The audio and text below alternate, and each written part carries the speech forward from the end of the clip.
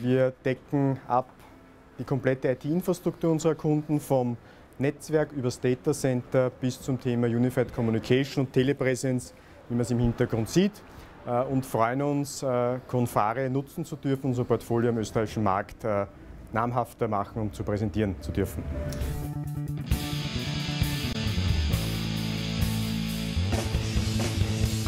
Big Data ist leicht erklärt. Big Data ist Data, just big. Deswegen heißt es Social Behavior Contagion Network. Contagion ist Ansteckung. In dem Fall steckt der Michael Getzer sozial an, soziale Ansteckung. Aber es könnte auch zum Beispiel Gesundheit sein, also Health, dass man sie ansteckt mit einem Virus. Zum Beispiel, Sie husten mir an, ich huste weiter und dann macht es die Runde. Natürlich, da müssen wir uns alle in die Nase greifen. Damals hat man die Gefahren als Spinnereien von Katastrophenpropheten abgetan. Die wahre Brisanz wurde vielen Verantwortlichen erst in den letzten Jahren bewusst.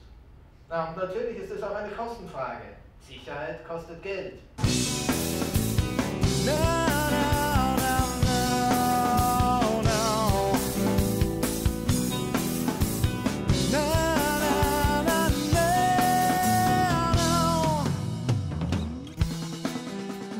Dann möchte ich Sie einladen, sich um den CIO Award zu bewerben. Dann sind Sie nämlich ein wirklich guter Kandidat für uns. Im April am CIO und IT Manager Summit wird dieser Award heuer bereits, also nächstes Jahr, bereits zum 6. Mal vergeben.